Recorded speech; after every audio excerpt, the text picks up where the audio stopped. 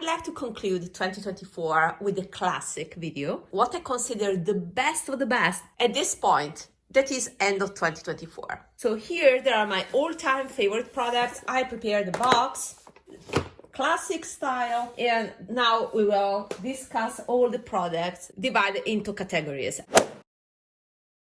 Best foundations are these two. These are samples by Prada. It's the Prada foundation. I'm currently using LC10. It's a tad dark, but it's fine for the way I'm using foundation. I don't do a full face. If I use this Prada all over my face, then I get this shiny effect, like the SPF, this type of natural shine that to me looks fake and greasy ball. I'm more towards matte foundations. What I like about this is that it provides light medium coverage with very thin texture. The finish is great, but I like to use it on my cheeks only. So I never use foundation on the nose because otherwise the foundation gathers in a weird way. So I only use foundation on my cheeks. So for cheek foundation, this is great. And this is a favorite, and you can see how much I've used it. And it's impressive because I truly use this foundation only on my blemishes. This is my perfect color. It is 1C petal. And this is the way I'm using it. I'm using this amount. This is the amount I use all over my face. And I put this exactly on the blemish. I will use my mole here to mimic the blemish. I will put a foundation there. It won't cover totally my blemish, but it is quite nice, the coverage. And that's it. You see, it's a little bit peachy compared to my skin. So I put the foundation on my spot. And then starting from there, I start spreading the foundation all over my cheeks. And in this way, I have a seamless application. Why is my favorite? This is a matte foundation that if you use all over your face is too much. Unless you have very oily skin, that it will mix with the oils of your skin and it will give a beautiful finish. But I love this because it's one of the few foundations, it's superior to the Prada, when it comes to the longevity. I can have a coverage of my blemishes, talking about perfect coverage, of around 4 hours. That is the best result I have ever achieved. Because with other normal foundations, in the 2 hours benchmark, the foundation starts fading and the blemishes come through. So if I want the best coverage of those spots that I have, red spot and brown spot, then this is the best. And I'm putting my hands so close and with natural lighting to see the texture of my skin, because it's easy to say, oh, it's seamless and lasts all day, but it's not true. When you have spots on your skin, then you truly discover that many things that people say are false, just because they do not experience the problem that I'm struggling with. My main concerns are those blemishes that come from all times where SPF were not used. And I was aware that was fine, that I had to use SPF, but I kept forgetting about. In the early 2000s was not truly mandatory, especially in Europe. It was more like sun protection related to summer when we went to the beach, while you need SPF every day. So because of that, I now have my skin concerns. Those are sun related, I know that. And this foundation is the best that I found, that is very thin, undetectable on the skin, and as a grip stays on because it's more matte. So something more, something that is glowier skin-like won't have the grip that I need for the foundation to stick on those blemishes over the course of the day. For me, having an impeccable result only on targeted areas. It was achieved with this foundation. So this is the Sisley Phyto Tint. This is a must for me, so I constantly reach for it. I want to have it around. It's my perfect way of dealing with those type of spots on my face. Concealers. The best concealer for the hollows under my eyes, blue hollows, is this one because it is more emollient compared to the Tom Ford that is more waxy. But I find that for blemishes is too emollient, so it moves around over the course of the day. So I would say that this has more coverage because of the stick form compared to the Valentino, and that's why to me this is my favorite, and this not so much. So this I will use it up, but I'm not sure I will repurchase because I'm not the type of person that enjoys those type of concealers. I truly believe that the best concealer for your face over the course of the day is no concealer. I have a full-time job, go to the office at 9 a.m. I go back home at 7, 8 p.m. So I stay a lot in the office and I usually do not retouch my face. So I'm concerned about how the makeup stays, and whatever concealer I use, even the most precious one, over the time, it makes my under eyes creepy. I don't want that. I prefer to have blue under eyes rather than creepy under eyes that will become eventually blue at the end of the day, but on top of that you also have that creepiness. I don't want that, and for that reason no concealing is my best recommendation. So how to deal with those dark under eyes? If I have true dark under eye one morning, let's say, I use this on targeted areas. I prefer over these type of things that do not cover anything and then they build up textures. I prefer something like this that at least they cover a bit, and I can better control where I place the concealer. That is the amount of concealer I use just on the hollow, and then I try to blend. Usually with this I use Kolinsky brushes. Exactly where you have that blue sign, very specific application. That's the way I'm viewing my face, with very accurate targeted applications rather than these all over or these type of applications like dots. Come on, is too generic. When you do this, you don't need truly a concealer. It's just something that builds up. That is my point of view, of course. And that is even more true when you have to stay all day in the office, like 9-10 hours. Then you truly see what I'm talking about. So the best concealer 2024 is no concealer, but if I have a very dark under eyes, then this is my best pick. Powder. As I said, my best powder is this one. It's an old powder by Flower Nose. I believe I purchased 3 years ago. Moisturizing powder. Then you had to purchase the case. But I think I have enough for half of 2025. I have not found a powder like this yet, because you can see how blurring it is. The powder has gathered again into my fingerprints if I focus. Okay, you can see here. But the overall appearance is better on this finger where I have the powder compared to my middle finger. This powder is fantastic because it's so thin.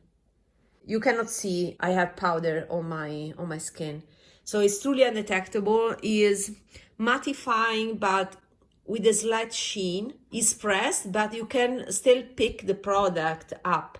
This is not a baked product, nor baked gelée. It's just a standard pressed powder, but there's something special in this powder. It's my favorite, not only pressed powder, but powder in general. As long as I have this, I don't need even a loose powder, because this is so lightweight that I don't need another powder, a loose powder, because what's the difference? Loose powders are usually more lightweight compared to pressed powders. And since I have this, I don't need loose powder. The only moment where I use loose powders is for touch-ups during the summer when I'm very shiny. Then I tend to use loose powders, because for touch-ups I prefer more lightweight formulas. Also because this is quite bulky, So I prefer my loose powder, but I would like to stick to this as my favorite. I have not found a powder beautiful like this with an effective mattifying, but not too much. The cornice that has been discontinued is the only corn I can think of. Is also not too expensive. So liners, I would like to give my reward to this Nabla Cupizzaro. Is this and the Sisley. Now the Sisley is thinner, so even better, but is more expensive. I have there in my bathroom. It's the best of the best, but I use it less compared to this one. So I would like to give Nabla a shot. So my ultimate favorites are this and the Sisley. These Nabla Cupizzaro are cheaper than, very luxury products like the Sisley ones. Is totally retractable. You can twist it up and twist it down. And it has a built-in sharpener. Is long lasting, smudges a bit but not too much. Is my best version of the Victoria Beckham. Check my video about Victoria Beckham where I did a comparison also. Is chubbier than Victoria Beckham, but it's the better compromise between durability and smudging capability. So is a very nice eyeliner. Since it's chubbier, you can use it as eyeshadows or eyeliner. I use it as eyeliner. I like it a lot. So this is my favorite for this year. I don't have mascaras. I have heavy lashes. They're long, so I don't search for lengthening. I search for volume. Volume and curve, because my lashes are thick and straight. My favorite bronzer of 2024 in general, so this is my best of the best until now, is this one by Lancome, specifically the number 01 Fair from this range. And you can see why I don't have anymore the rose embossing, because I truly use this bronzer. In summer, I used it as a face powder, because with that SPF that was whitening up my face, I wanted a little bit of color back to my face, so I was using it all over to get some color back to my face. Why it's my favorite? Because of the color. The formula is not my favorite. If I have to choose a formula, it would be the Surat and the Hourglass. Those are my two favorite formulas for bronzers, even more than Baked Gelée. Baked Gelée bronzers are great, but if I have to choose, I prefer the Japanese slurry formula, that is the Surat, or the baked, not Baked Gelée, so the baked powders by Hourglass, because I prefer for bronzers more powderiness that makes less targeted application and more blending. But although this has not one of those formulas, this has a color that, as you can see, is perfect, because it's not too red, it's not too yellow, it has a hint of gray, so it's perfect for brown tone. This is a perfect color. I also don't use a lot bronzers, but since I have this, I'm using it. I'm using on the eyes, and I find myself searching for bronzer to, give something more on my face. I like the packaging a lot as well. A little bit retro style, is very classic and classy. Very nice product by Lancome. Finishing powders. This is my favorite, is my custom Hourglass palette. This is the ultimate face palette for me. Powder for summer or when I want to warm up my face, and bronzer for winter. Let me show you the difference. You see? I've lost not all my tan, but most of my tan. You can see that the dim light to me is a nice bronzer. It's a bit peachier compared to the Lancome. So this is my winter bronzer. So these are the ambient lighting powders in dim light. These are ethereal light, diffuse light, and these are more yellowish powders that I found in other holiday palettes. And I arranged this. This is my face palette. You see, is a bronzer here, and these are more face powders. This will be a staple palette that will stay this way. And once I finish this, I will replenish, put here the new powders. So it will always stay this way because I found this to be my perfect face palette. This is my ultimate, best of the best face palette. This is a favorite. This is not edited. This is the one that I purchased as it is. So it's the Evil's Eye palette with lotus flower case. This is my favorite color palette. And this is my favorite blush. Gives life to the face. I like the satin, the matte satin finish of this powder. I mean, it's matte, but not all matte. You see, tad of luminous satin quality. This is my favorite blush of the year. Wow. That is a blush that I apply with this if I want a very blended effect like this. Otherwise, I can use a denser brush, add apples on my cheeks, and then I disperse the pigment with this brush. Let me compare the bronzer. I'm curious. I know that this is warmer.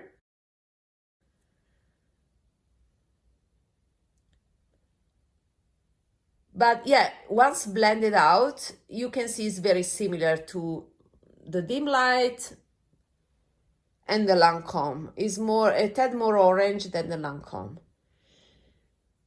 Let me shear it out. This is my favorite powder formula. Yeah, it's a tad more orange than the Lancome. And more orange, while the dim light is peachier on me. These two are the best of the year, so they deserve to be put in this video. And this is my love. There's nothing more satisfying than something that you build yourself, you achieve a great result, and you continuously desire to use. So this is my best achievement in 2024. Another blush mention is this one. Addiction Tokyo has great blushes. These remind me of the Suku melting powder formula, and this is my favorite. It is Rose Wish and is the matte 009 matte.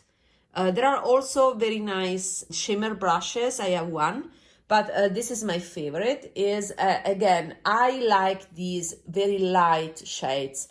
You barely see it, but I can see it on the face. And the reason is, since I have that redness, once I conceal the redness, I don't want too much red on my face. And you say, oh, but this is red. Yeah, but I sheared out a lot to get this effect. And it is more coral, while this is a romantic pink. So I like this product. If I have to be honest, this is a harder formula, more gel-like formula. With this jelly product, I cannot use this. I need more firmness. That means that I have to apply it not directly on my blemish, but a little bit upper. So that is the problem, or harder formulas. Also baked gelée are in this category. There are baked gelée that can be picked up easily, but these are definitely, they definitely need a little bit more substance from your brush, a little bit more density to be picked up. So this is the only con I can see in these blushes. But if you don't have the problem that I have, these are amazing. So I highly recommend if you get access to this Addiction Tokyo and you love the discontinued Suku melting blushes, these are quite close to those.